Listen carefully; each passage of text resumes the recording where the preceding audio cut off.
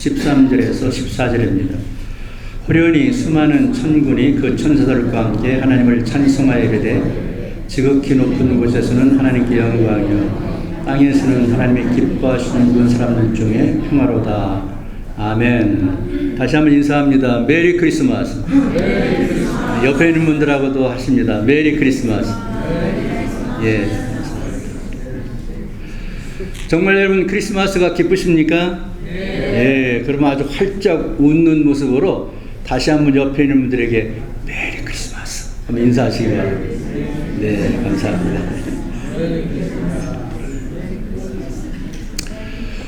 예, 예수님의 탄생 소식은 마태복음과 누가복음에만 기록이 되어 있습니다.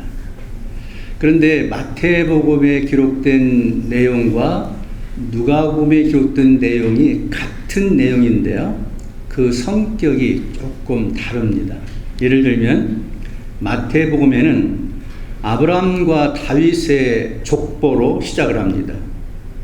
예수님께서 동방박사들의 경배를 받는 장면이 있고요, 헤롯 왕의 살해 음모에 애굽으로 피신하는 것으로 기록이 되어 있습니다. 그래서 마태복음은 마태가 기록했는데 만왕의 왕으로 오신 예수님을 기록합니다. 누가복음은 좀 다른데요, 말구이에 탄생하는 것이 누가복음입니다. 메시아를 찬송하는 찬양이 있고요, 천대받는 당시의 직업을 갖고 있는 목자들의 경배를 받으십니다.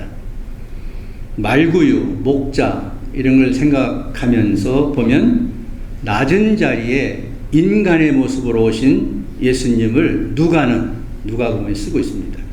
그래서 마태는 왕으로 오신 예수님, 누가는 낮은 자리에 인간의 모습으로 오신 예수님, 이렇게 기록을 하고 있습니다. 오늘 읽은 본문을 조금 살펴보면 누가복음 2장 1절에서 7절까지 예수님의 탄생이 기록되어 있는데, 잘 아시는 것처럼 로마의 황제인 가이사가 호정령을 선포합니다. 이 호정령은 자기의 출생지에 가서 하게 되어 있거든요.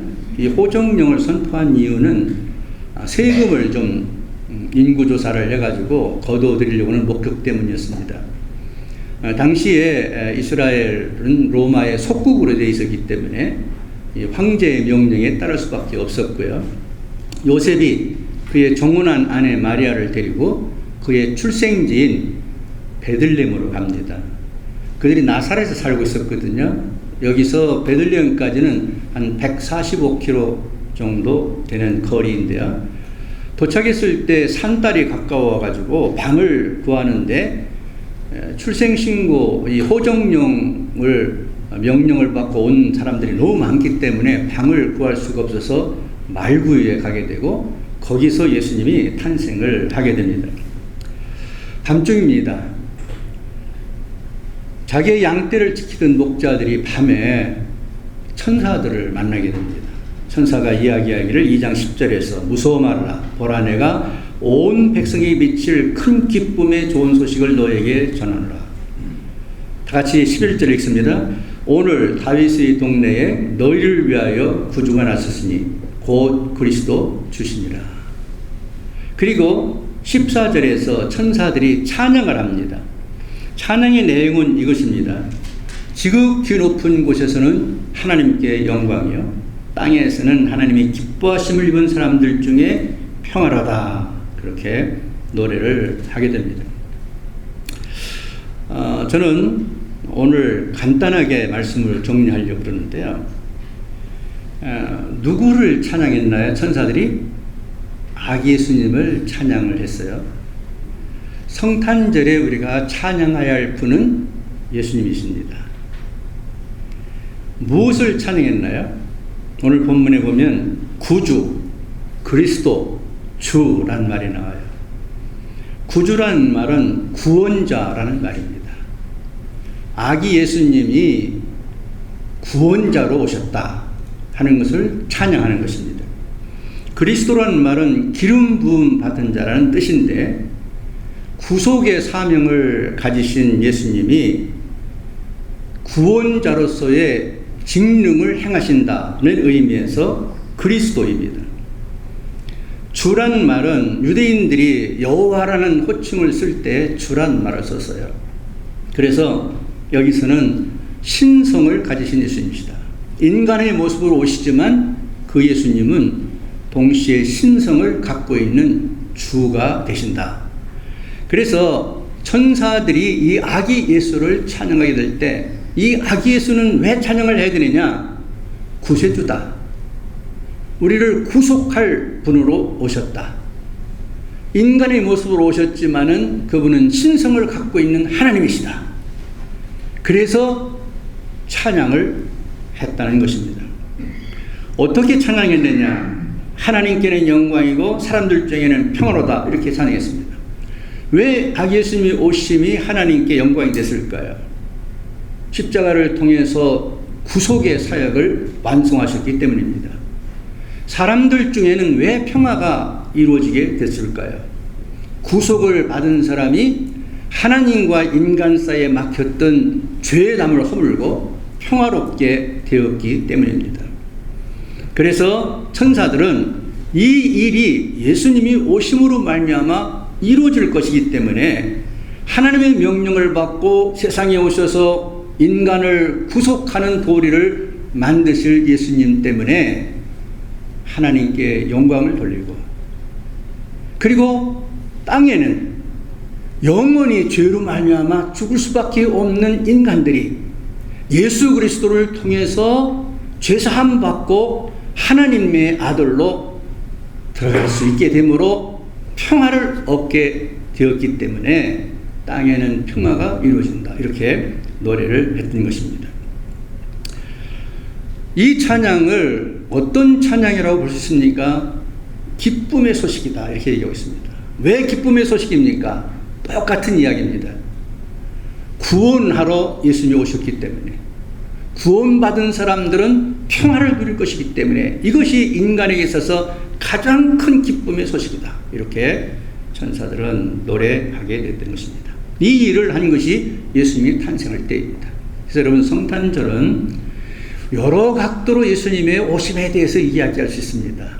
그러나 소위 요즘 이야기하는 것처럼 팩트가 뭐냐, 진실이 뭐냐, 핵심이 뭐냐, 예수님이 구원주로 오신다는 것입니다. 구원주로 오신 그분 때문에 구원을 받아서 평화롭게 되어진다는 것입니다. 이 일을 알고 있는 천사들은 이 일을 해주신 하나님이 너무 감사하기 때문에 하나님께 영광을 돌리고 땅에는 이제는 평화가 예수를 통해서 오게 된다는 소식을 전하게 됐던 것입니다. 이 누가복음에는 탄생과 관련해서 5개의 찬양이 있습니다. 마리아를 향해서 그가 잉태된 것을 알고 엘리사벳이 찬양을 하죠. 그리고 마리아가 비천한 여인 자신에게 하나님의 성령으로 예수 그리스도를 잉태된 것을 감사해서 하나님께 찬양을 올립니다. 그리고 샤가리아가 하나님을 찬양합니다. 그리고 오늘 본문에 나오는 천사들의 찬양, 그리고 시므온의 찬양, 이렇게 5가지가 있습니다. 그래서 이 누가복음에서는 온전히 하나님이 하신 그 일로 인해서, 예수 그리스도가 하실 일로 인해서, 그리고 그 결과로 우리 인간들이 어떻게 된다는 것에 대해서 안 천사가 찬양한 것으로 가득 차 있습니다. 오늘 우리가 본 부분은 4번째 천사들의 찬양입니다. 다시 한번 읽어보겠습니다. 천사가 이르되, 목자들에게 한 말입니다. 무서워 말라. 보라, 내가 온 백성에게 미칠 큰 기쁨의 좋은 소식을 너희에 가지고 왔다. 큰 기쁨의 소식이 이게 뭐냐? 구원이에요. 구원입니다.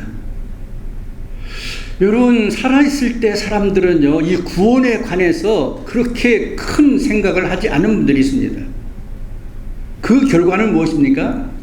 죽음을 맞이하는 것이고, 죽음을 맞이했을 때 내가 어디로 가야 할지를 몰라서 그때 방황하는 모습들을 보게 됩니다.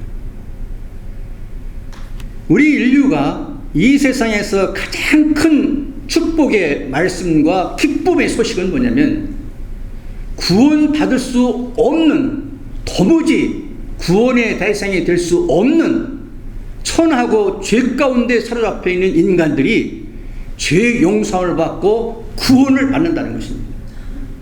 이 구원을 받기 때문에 우리가 죽으면은 다시 시작되는 세계에 대한 소망을 갖게 되고 그 나라에서 영원히 살게 될 기쁨을 소유하게 되는 것입니다.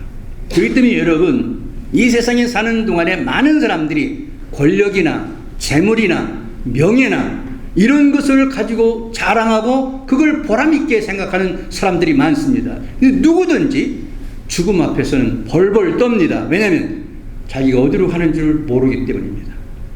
이것이 가장 처참한 것입니다. 그래서 예수님의 탄생은 구원주 되시는 예수님이 하나님의 뜻을 받들어서 구속의 도리를 만들기 위해서 오시는 사건이 성탄입니다. 그런데 오늘날 성탄절은 세속화되어서 많은 사람들이 하나님의 그 뜻을 알지 못한 채 죄를 짓는 그런 계절로 바꿔지고 있습니다. 참으로 안타깝고 참으로 마음이 아픈 일입니다. 여러분, 성탄은 구세주인 예수가 하나님이신 그분이 인간의 몸을 입고 인간을 구원하기 위해서 오는 사건이 성탄절인 것입니다.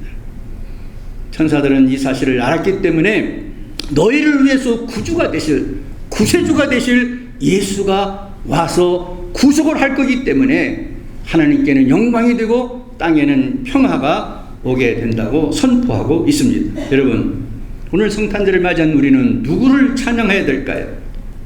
구원의 기쁜 소식을, 복음을 우리에게 주신 하나님께 찬양을 올려드려야 되겠습니다. 오늘 유독 이 찬양을 우리가 많이 부르는 이유는 여기에 있습니다. 찬양을 하나님께 올려드립니다. 이 사건을 우리에게 허락하신 하나님이 얼마나 감사합니까? 이 기쁜 소식을 주신 하나님을 우리가 어떻게 영광을 돌려야 되겠는가? 그 하나님께 찬양을 해야 됩니다. 구세주로 오셔서 우리를 구원해 주실 예수님을 찬양해야 되겠습니다. 여러분, 누가 자신의 몸을 십자가에 죽여서 다른 사람의 죄를 용서할 수 있단 말입니까? 하나님이신 예수님만이 하신 일입니다. 그러므로 그분이 하신 일을 인해서 찬양을 해야 됩니다. 구원받은 자에게 평화를 주십니다. 오늘날 우리에게 이 평화를 가지고 오시는 분은 성령님이십니다. 그래서 이 성탄절에 저는 여러분과 함께 할 수 있는 대로 우리 마음과 정성과 탤런트를 다 모아서 이 구원의 놀라운 역사를 디자인하신 하나님께 찬양을 올려드리고, 하나님의 명령을 받들어서 그 일을 이 땅에 오셔서 구속사역을 완성하신 예수님께 찬양을 올려드리고, 구원받은 성도들에게 새 힘을 주고 은혜를 주어서 구원받은 자로서 살아갈 수 있도록 힘을 주시는 성령님께 찬양을 올려드리는 성탄절이 되기를 바랍니다. 목자들과 동방박사들이 우리 아기 예수님께 경배를 드렸습니다. 가만히 모습을 보면 목자들은 가난했던 것 같아요. 그러니까 아무것도 갖고 오지 못했어요. 그런데 천사의 음성을 듣고 온 걸 보면은 그 마음을 아기 예수님께 드린 것 같아요. 동방박사들은 좀 여유가 있었던 것 같아요. 그래서 황금, 유향, 몰약을 갖고 와서 예물을 드렸습니다.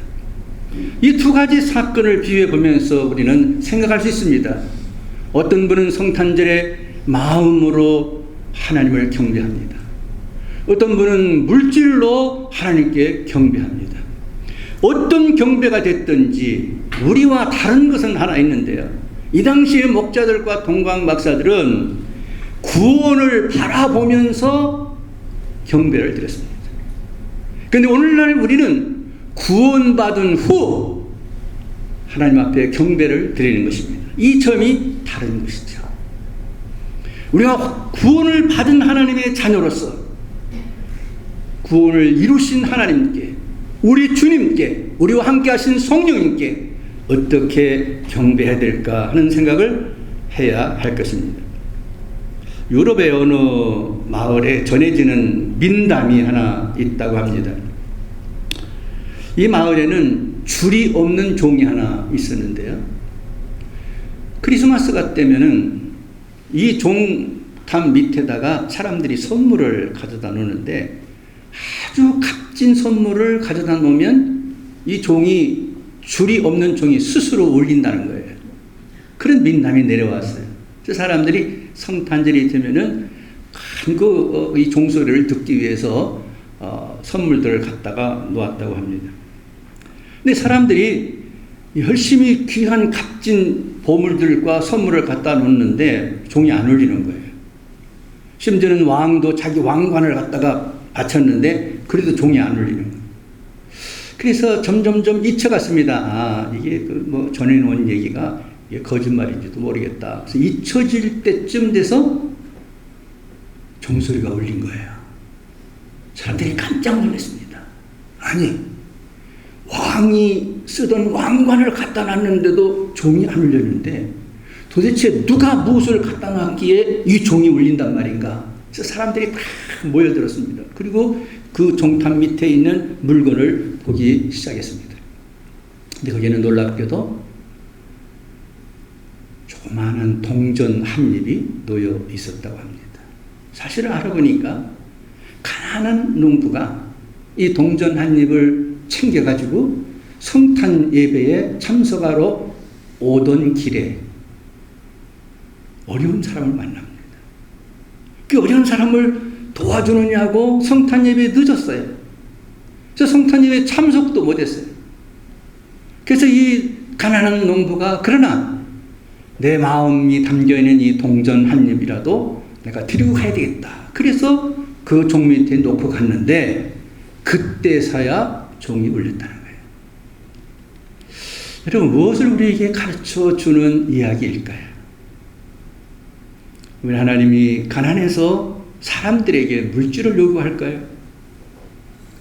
우리 하나님이 높은 데 계신 분이 아니기 때문에 명예나 권세를 원하실까요? 우리 하나님이 받으시기에 합당한 예물은 사랑하는 성도들의 마음입니다. 나는 너와 함께 있기를 원한다. 나는 내 마음과 내 마음이 통하기를 원한다. 하나님의 뜻을 받들어서 이 땅에서 십자가를 지고 오신 예수님이 무엇으로 경배를 받기를 원하실까요? 주변을 돌려보면 볼 것들이 너무 많습니다. 가지고 우리가 육신적으로 기쁨을 이룰 것도 많습니다. 그러나 여러분, 타락한 이 세상 것에서 우리가 기쁨을 얻고 쾌락을 얻고 즐거움을 얻는다면 구원받은 하나님의 자녀의 모습은 아닙니다. 주님의 마음을, 하나님의 마음을 알아서 그분을 위해서 뭔가 하나의 선행을 할 수 있는 사람이 있다면 그 마음 중심을 보시고 하나님은 기뻐하시리라 믿습니다. 누가복음 2장 13절과 14절을 다 같이 한번 다시 읽어보겠습니다. 호련히 수많은 천군이 그 천사들과 함께 하나님을 찬송하여 이르되 지극히 높은 곳에서는 하나님께 영광이요 땅에서는 하나님이 기뻐하시는 사람들 중에 평안하다. 이 은혜가 금년 성탄절에 여러분과 여러분의 가정에게 함께 하시기를 바랍니다. 하나님 아버지 감사합니다. 이 성탄 예배에 참여한 우리 성도들, 이 성탄에 누구를 찬양해야 될까? 우리의 구원을 위해 디자인하신 하나님, 그 일을 순종해서 구속의 누리를 완성하신 예수님, 구원받은 성도들과 함께 하면서 도와주고 인도하고 축복하는 성령님, 성부와 성자와 성령 앞에 마음을 다해서 찬양하고 경배하는 성탄절이 되게 하여 주옵소서. 예수님의 이름으로 기도하옵나이다.